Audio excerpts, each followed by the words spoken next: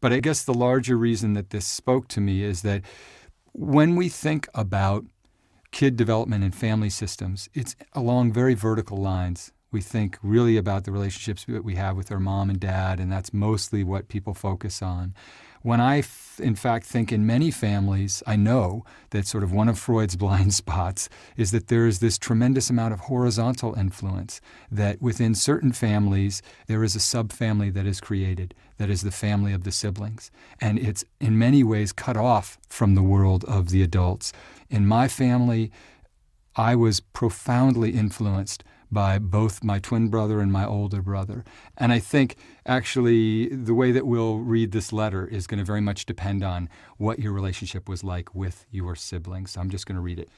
Dear Sugars, my husband and I are considering having a second baby, and among the many serious things that leave us very ambivalent, I worry that the introduction of a sibling will amount to constant household battles with aggression, jealousy, fighting, and something I really have little compassion or tolerance for, being mean just to hurt another person. My daughter is 4 years old and the love of our lives. She is thriving, healthy, happy, and adores the attention and emotional support that we can provide her with, and we still have time for ourselves. It is a peaceful life like this. We are so lucky to have her, and this could be enough for us. I once heard a man say that he and his wife would exchange knowing glances at each other when one of their children, who was always melting their hearts, would do certain things, and when a sibling saw them doing it and commented on it, the couple realized they had to watch themselves around the other children. That seems so sad to me, to miss out on such good feelings, although of course I understand that parents need to protect siblings from favoritism. Still, I wouldn't want to be on guard about my very deep and intense feelings for my daughter, which I can't imagine going away. Or, on the flip side, I might start to see her differently if she is nasty to her sibling. It just seems like adding a sibling, gamble that it is, can become such an awful mess. But perhaps most importantly for me, I can imagine being furious, absolutely rageful about the sadism inherent in sibling rivalry and the pleasure of hurting another person, the bullying and the cruelty, and I don't know if I'm willing to open this up so that we can hope to love another child like we love our first, and so that she can have a sibling. Signed, Sibling Rivalry. For me, one of the complexities of addressing this question is, like anything, there is this wide range of the degree to which sibling rivalry is an ugly thing in a family or a sort of garden variety thing. In my own life, I was the middle child I have two siblings, a brother and a sister. And growing up, we had our arguments and our battles, and, we had various conflicts. But we were also really a pack of good friends. And I can honestly say that when it comes to this question of sibling rivalry, that nothing negative left its mark on me into my adult life. And even as a kid, those arguments and fights that we would have with each other were the sorts of things that kids have with each other all the time. And so all of my sibling experiences, I would put on that level of just the stuff of life. The way that, respectful and loving people coexist is sometimes fraught with jealousy or conflict, but not to necessarily a degree that becomes dangerous and destructive. And so my first instinct when I read this letter from Sibling Rivalry is I thought, wow, this woman is really overthinking this. And it's interesting. Of course, I know people who have been marked, and the stories you've told me, I see that this is a deeper thing for you. Yeah. But it also sounds to me like there's the family dynamic. There's also the temperament that we're born with. Yeah. So that's not necessarily going to play out with this letter writer's family. We don't know, and she won't either. Of course not. I do think that sibling rivalry is overthinking it to some extent, but it's also true that what she's identifying is a part of what does happen in many families where there's more than one kid. Right. The experience that I had with my brothers was that there was a certain kind of aggression and jealousy and fighting, and it was destructive. And it was, more important, reflexive. That is, my older brother, he was a kid who felt at age 2 displaced by 2 babies and parents who had their own professional ambitions, and he was heartbroken by it. And heartbroken at a very young age with a temperament that made him regard us as, in some ways invaders who were, in very real ways, displacing the amount of love and attention he could get. And as that played out through our family system, for whatever set of reasons, he would be sometimes mean to us, and we would be mean right back. There was a kind of antagonism and competitiveness and a feeling of emotional deprivation that we turned on one another. I think this happens in lots of families. It's not pathological. It's just part of the experience when there isn't enough love and attention and forgiveness to go around. And when this letter writer talks about the possibility of aggression and jealousy and fighting, I can tell her that can happen. And yes, that does happen. And it almost inevitably is going to happen to one extent or another. Right. So much of this depends on the temperament of the child. Mm-hmm. My son, my firstborn, doesn't have a jealous bone in his body. I have never met anyone who has so little jealousy. And so he doesn't have that thing. He doesn't ask us, which is your favorite? I mean, I was so worried when he was 18 months old when my daughter was born. I was so worried about his response. He did nothing but love his sister. He was not even remotely threatened, to a degree that I found surprising. And I thought, well, that will come later. And it never did come. And I think that is just his personality. You're right. And that's this thing when we talk about sibling rivalry, that potential second child that might come along, we don't know. And she can't either. How will the older child react? What is the temperament of that older child in relation to the younger child? And so it is, if you want to choose the safest course where you don't want that child to have this kind of conflict, you just decide to go with one to protect them from that. But what you're also doing is potentially robbing them of the pleasures, the joys, the things we can learn from not just loving a sibling, but having conflict with them and resolving conflict with them. Yeah, and having to share love, as we have to do in the world. I think it's good for somebody who's moving from one kid in a very intense, focused, laser beam relationship with this one kid to be cognizant of the fact that, hey, you're not just bringing a new mother-daughter relationship or mother-child relationship into the family. This is going to affect the whole interconnected system. I mean, have the family you want to have. Nobody's insisting, and you shouldn't insist of yourselves. We have to have a second child, or maybe we should be having a second child. That's for you to decide. But please recognize that the letter is so full of dread and anxiety. It's like parenting out of anxiety. Right. There's no space for hope here and possibility. It could be that there will be aggression and jealousy and fighting, but there seems no room, sibling rivalry, in your conception of this ghost baby, this second baby, of the possibility that she'll increase the amount of love. Even as somebody who, had a rough time with siblings, if I could do it over again, would I want to be an only child? I don't think so. Like, my brothers are my teachers. And you learn some things the hard way. Right. I feel like I learned a lot of negotiation, conflict resolution, dealing with those feelings I had sometimes of jealousy. I think those are important things, and we absolutely enact those things with our siblings, and we take them into the real world. Yeah. That's the upside of that dark side. Right, because the world actually is filled with siblings in a way. Yeah. In other words, that wonderful monolithic beam of parental love to a single child can be beautiful and sustaining and can give people great self-assurance, but it can be a bit of a rude shock when they realize that they're not going to be the only student in a particular class. They're not going to be the only kid on a soccer. There is something that you need to recognize about, the limits of how much people can give to you and how much you have to be able to build within yourself. Yeah. That's what I want to return to. And when we're trying to give you counsel, sibling rivalry, we don't know if you should have another kid or not, but some of the fears you have, you're looking through the lens as a mother of an only child. Right. She says, if I'm willing to open this up so that we can hope to love another child like we love our first. Well, you will love another child like you love your first. My son, I when I first became a mother, I was just like, oh my gosh, I love this boy so much. I couldn't possibly do that for another human. Well, I was wrong. Along comes my daughter, and I love her in really precisely equal measure. Right. And your 4-year-old daughter, you describe as the love of your lives, you and your husband, she's the love of your life. And what I can tell you is either you'll continue with that and she'll continue to be the love of your life. Right. Or you're going to add to that, and then you're going to have 2 or 3 or 5 or 6 loves of your life. Right. There's this undercurrent in this letter of there's only a finite amount of love. And if we divert too much of it to this new kid, then, it's going to be taken away from our daughter and have these devastating effects. And the letter is constructed in a way that there are all these reasons discounting. So listen to that. But please don't forget all the beautiful positive things. Wouldn't it be amazing if this daughter who you love so much had a little brother or sister and you saw how much they're capable of giving love? You don't have to do it, but at least consider that too is the opportunity that a second sibling affords her and a second child to you. She's so lovely.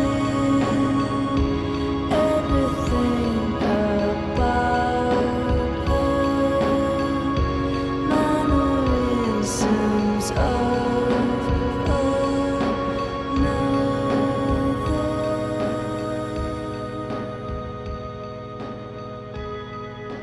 Okay, next letter. Dear Sugars, my brother won't let my parents see their grandchild. This was born directly of accusations and misinterpretations that are, in my view, unfounded. But there's a history that makes this more complicated. To be clear, he is my half-brother from my mother's first marriage, and we have a significant age gap between us. This is important only to say that we're not particularly close, but this has more to do with the gap in age than a rift in our relationship.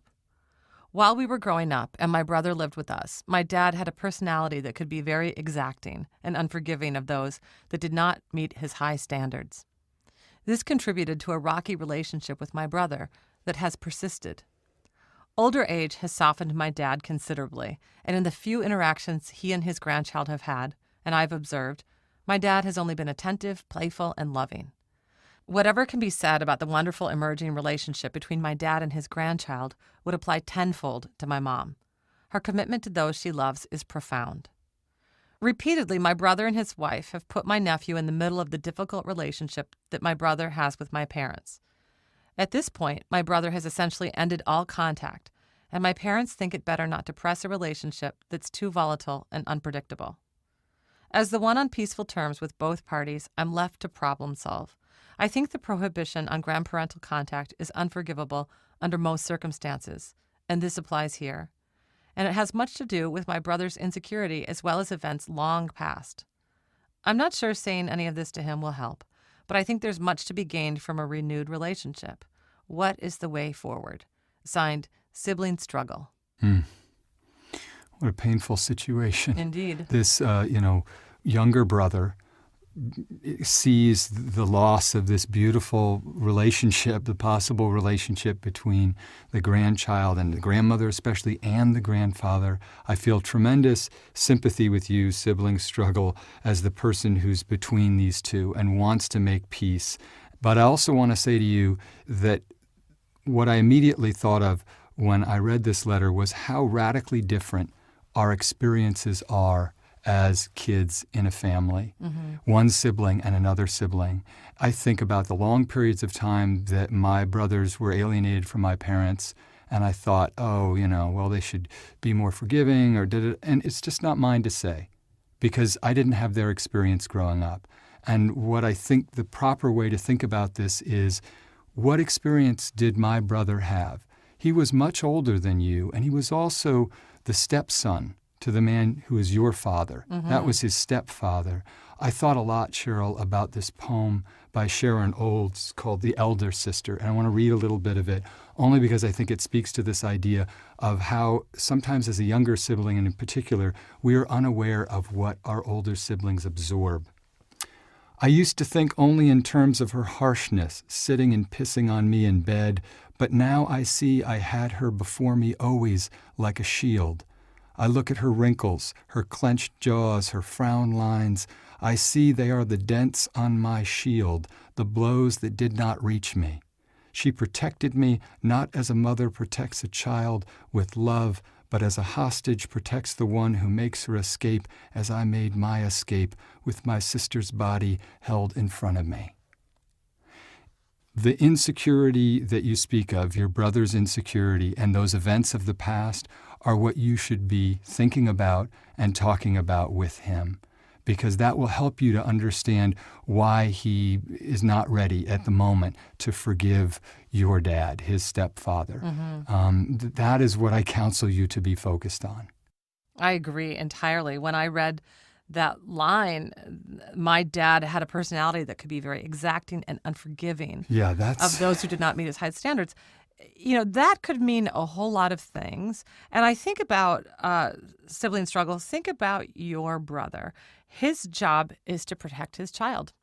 And so is he going to allow his child to be in the company of somebody who he experienced as threatening, as unforgiving, right. as, perhaps even abusive? And I understand that that's not your perspective, sibling struggle, but you yourself have admitted that your dad softened with age. So you were the beneficiary of that softer dad. That's right. I'm going to also assume this age gap. You say your brother lived with you during this time. I'm going to guess he was probably in his teenage years. So those were probably pretty tumultuous times. That doesn't mean your dad was to blame for all of whatever conflict that happened between you and your brother, but he was the adult in the situation. And so to me, we can't say like, oh my goodness, it's so unfair that your brother is keeping your nephew from these grandparents who love him, nor can we say that your brother has made the right decision here because we don't have enough information. Right. You obviously love your nephew. I think this is the reason you've written to us, is that you want your nephew to have a relationship with your parents. And of course, I think that that's the ideal. I mean, we want grandparents in the lives of the children we love. But I think that the way to get that is to first really understand where your brother is coming from and to help him process those feelings. I mean, maybe some healing can be done here. Yeah. But what's beautiful about this is that sibling struggle, you have an opportunity to get closer to your brother and to understand his perspective. There are certainly a lot of questions that you need to answer with your sibling before you can together maybe answer this question about the whole grandparent-grandchild dynamic.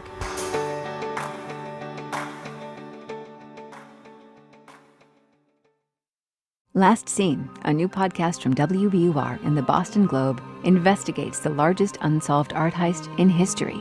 So about the time that he begins putting the duct tape on, he says, "This is a robbery."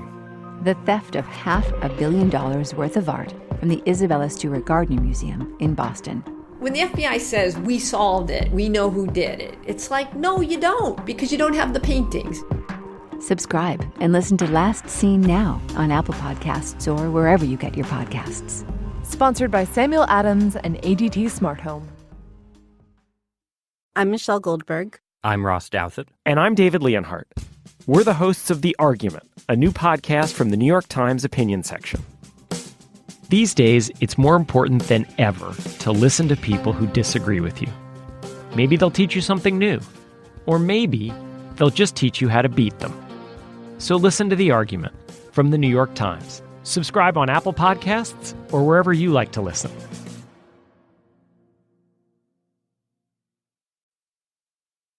We're going to now hopefully seek some deeper insight on this whole question, this big question of sibling rivalry and the struggles that have been presented essentially in the questions presented at both letters.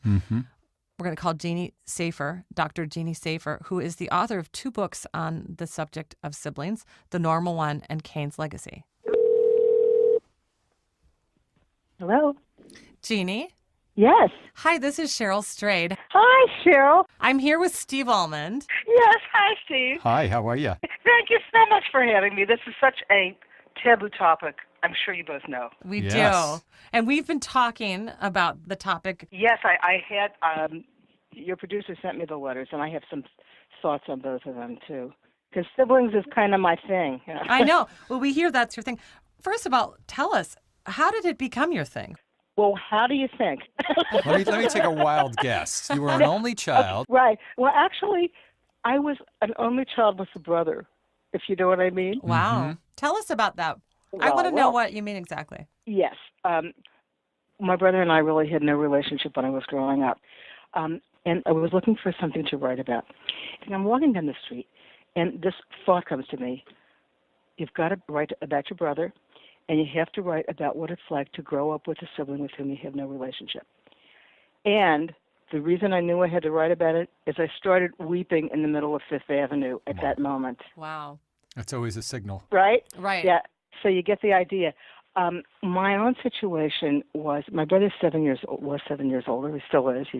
He's been dead a number of years now, and he was born into the wrong family. I mean, who knows what was going on with him and both my parents, particularly with my father. But by the time I was born, he was in a lot of trouble in school and things like that. It was not like schizophrenia or autism or drug, nothing like that. But he didn't speak their language, and he was the butt of jokes by other kids, and overweight tremendously. And when I was born, I was the adorable darling. And of course, I felt that I deserved it, right? Sure. And that's what, of course, I didn't realize until many years later. So when he was an adult, he got diabetes, and he died a double amputee. And the book was actually written while he was still alive, although I didn't know whether he was going to read it or not. It was quite devastating to really realize my part in this and what was going on. My father was a doctor, and he never sent my brother for therapy. And the book you're referring to, is it the normal one? The normal one, Yeah. Yes. And it was really quite something to write about and to figure out, to understand. And as a result of it, at one point, and I think this relates to one of the letters, I approached him. His name is Stephen. And I said, Steve, I really was favored unfairly, and I'm going to tell you that. And he was astounded. And we tried for a little while, but he couldn't sustain a relationship. Jeannie, when you say he was astounded, was it because it had never occurred to him that you were the favorite, or he just was surprised that you could admit to it? He was astonished that I would think it was a bad thing. Wow. I mean, sure, it was such a situation. I mean, it's hard to believe, but my parents and I lived on one floor. My grandparents lived in the middle, and my brother lived in the third floor by himself. Wow. How do you like that? And this, of course, was perfectly normal to me. In fact, it was convenient because he was a pain in the ass. Mm-hmm. Right. He was in exile. Yes, he was truly an exile. So this really led me to the whole topic of siblings. And what I found out is that everybody thinks they're an only child, pretty much. I mean, nobody looks at this, starting with Freud. He was one of 8. There are 4 references to siblings in his complete works. Yeah. So the whole field never did a thing about siblings. It was like they didn't exist. There are more references in Freud's works to Siberia. So bravo for opening this up because, once people start talking about it, they don't stop. Well, so I want to turn your keen intellect and your experience onto these letters just briefly, because I'm sure you have thoughts. I do, for both of them. So why don't we start with Sibling Rivalry, the mother who is afraid and questioning whether they should have another child, and she's so afraid of that dynamic. I was really struck by that. Me too. That first of all, she's terrified. Yeah. I mean, Right. This goes way beyond.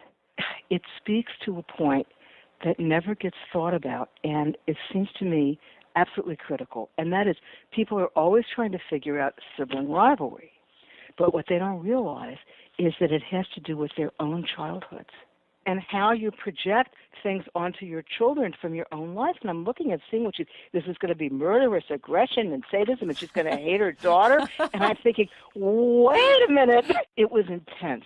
I'll tell you, it reminded me of an anecdote. I knew this woman a little bit growing up, and I knew her mother, who was a pretty pleasant, nice, smart woman. She told me that she hated her mother and she hated her sister. And I said, really, why? And she said, well, her sister was 12 years older than her. And when she was a toddler, their mother, installed a dog gate, to keep a dog out of her room, in the teenager's room, her elder sister's room, to prevent her from getting in her sister's room. So what the sister used to do was take all the little girl's toys in her room and not let her have them, right? And the mother always sided with the teenager. And I'm thinking, this sounds like it's insane. Who ever thought of this? Right. And I said to her, what was going on with your mother? And she said she was the teenager, and her sister, who was the same age difference, was the toddler and was adored. Big surprise, right? Right. So she was going to fix it retroactively Right. by installing a dog gate in the teenager's room and making the baby suffer. Right. I thought this was the most graphic example I ever saw. It's revenge, repetition, compulsion. Yes. Yes, well, that's what we all do. We keep repeating the same damn stuff. But so I think my first thought to say to this woman is, well, before you do anything, think about your own history. Mm-hmm. You know, what role did you have? Did you have siblings? What was the roles that they had? You know, and be open-minded about it, and maybe even talk to your siblings. Right. You know, and think of this as projection. I think that's what this woman really needs to do. Probably my brother was a bigger reason that I decided not to have a child than I really consciously knew about. Interesting. The legacy of that sibling relationship. That's right. So what about this other letter? Sibling struggle, a very different question. Yes. Didn't you kind of want to know, like, what's the real deal here? Yeah. And also, the only reason we're not close is the difference in our ages? That's kind of like saying the only reason that we don't have a relationship is that she lives, you know, across the street rather than in my house. Right. Or in the next town over. Or she lives across the country. And I'm thinking, she could live in Australia. If you wanted to have a relationship, you'd figure out a way. Yeah. So I thought there was a lot of denial and self-unawareness here. This guy who wrote the letter was the one who was in the inn with his parents. Right, clearly, yeah. You don't grow up in the same family as your siblings, even if you're biological siblings and you get along, because you have different relationships with each parent. You know, you have your own notion of a family. And in this situation, I kept thinking, okay, the mother's first marriage, like, well, so is there another grandfather involved? Right. I mean, what's going on? Right. And it seemed to me that this guy, that he wants to play peacemaker. And get in better with his parents somehow, and kind of bring his brother back into the fold and make his parents happy as grandparents. Right. But also, you know, what I was concerned about is the brother going to feel intruded on by his brother lobbying to get him to be nice and bring his children to his parents? You know what I mean? Yeah. And you know, Cheryl and I went over the idea that actually he needs to think about his relationship as a brother to his brother and as an uncle to his brother's child. Absolutely. And, you know, ask him what his experience was in the family. It's different being an older stepson. Precisely, because there is so much under the surface here. You know, you have ulterior motives if you're the favored child. Oh, yeah. And you say that as a, you know, I say that self-identified with favorite child. total authority. Yeah. I hadn't thought of that. Shameful authority. Yeah. I'm curious what people, you know, in your clinical work with patients and also in the research you did for Cain's Legacy, what are people missing about the effects of those sibling relationships and especially, I guess maybe inevitably, the rivalrous competitive relationships? Can I say almost everything? Yeah. But be more specific. Yes, of course. It's remarkable. We don't realize that our siblings are our template for peer relationships. You know, I mean, I did some of the research that I did. I found that, for instance, we spend more time or as much time with our siblings as we do with our parents. We recognize our siblings before we recognize our fathers. That we have this relationship. It's the longest in our lives. I think it's like 90% of people have a sibling after the age of 60. And it's always there. And the more we say it's not there, the more it's there, because those are the relationships that are really troubling us. You know, and any kind of, say, conflict with peers, competition issues. Cherchez the sibling. What do you find, as somebody who is classically trained, you know, right, that the traditional model of looking at struggles that patients are having are to sort of parse what their relationships are with their parents as opposed to what the relationships were with siblings? Absolutely, Steve. It's astonishing. I think my field is partially responsible for the ignorance, for the total blindness about sibling relations, because the original analytic situation, as you know, is very hierarchical. You know, you've got this therapist, and they'll talk, and they're like your father, and of course that's what Freud started with, and everybody that was trained that way does the same damn thing. I mean, just to give you an example, I can't believe how many years of treatment I think it was 25 with 2 different people 4 times a week. Okay. This is what people used to do. Right. And my second analyst, she had been my supervisor before, so I knew about her family, and I knew she had a borderline sister. And she knew about my brother. Would you like to calculate how much time this woman and I, in the 15 years we worked, talked about sibling relations? 15 minutes? Oh, Wow. wow. I think 15 minutes would be a lot. Uh-huh. And so then you find yourself on Fifth Avenue realizing that there's this profound thing you've been suppressing that you've for been years. suppressing. Yeah. Thank God I found myself on Fifth Avenue. Really. I mean, it opened up this whole world. Right. So one of the questions I have for you, Jeannie, in closing is that you say that our sibling relationships are the template for our future peer relationships. Is that right? Yes. Right. Yes. So what about the positive side? One of the things that Steve and I talked about is I feel like I learned how to negotiate and do conflict resolution and deal with my own jealousy or fears, in part because I had to work all that out with my siblings as I was growing up. You are so lucky that you felt you had to work it out and you had the opportunity. Really? Absolutely. I think it can really be a tremendous thing. It's something that I can only see from outside. And I think that one of the things about having a brother who was so alienated from me made my negotiation with other, like symbolic siblings, peers, more difficult. I was really oriented towards adults. Yeah. Mm-hmm. Because I was the child of these two people who, needed me for lots of different things. Like you said, you were like an only child with a brother. Yes. Yeah. Yes. With parents who needed also to compensate for their tremendous disappointments in their son, I became Dr. Safer, the second Dr. Safer. Right. Right. But you know what's interesting? I always look for brothers in the world. I think they're remarkable things. To have a real brother or sister in this world, they back you up like nobody else does. And I think people who have it, and I know people who do, I healthily envy them. And I admire them, and I'm glad for them. Mm-hmm. Yeah, me too. Yeah, me too. All right. Well, thank you so much, Dr. Safer, for you're talking to welcome. us. We loved It's delightful. this I feel like I conversation. want to keep talking, which is great. We could just pour a glass of wine and talk all night long. But thank you for talking to us. Oh, you're so welcome. Yeah, it was Take such care. a pleasure. All Bye-bye. right. Bye. Take care.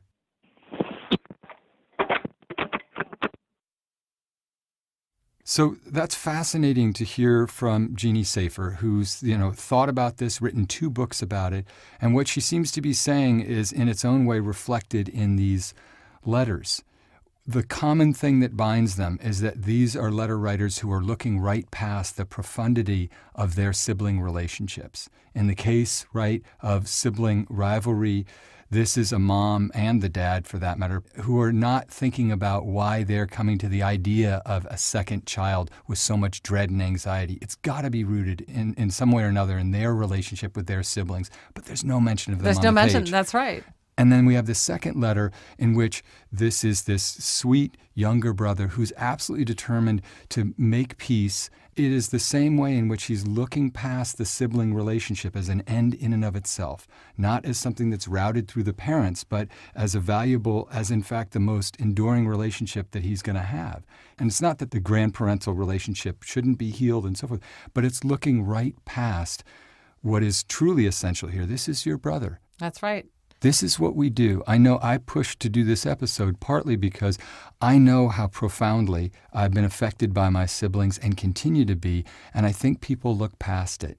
Everything I write, everything I do in life is under the shadow of these brothers. There's a part of me maybe that's trying to impress my parents. Most of it is for my brothers. I'm still, in some very essential way, living back there in that household with those 2 guys who I love and who break my heart, and I still love them. And that's, that's why I come to this with this kind of intensity, because I think people look past those relationships, and oftentimes because they're really too painful to face directly, right? So we hope for both of these letter writers that they will think about the relationships with their siblings and pay careful attention, even if it is painful. It's not going to be easy for this mom and dad to think back to their own sibling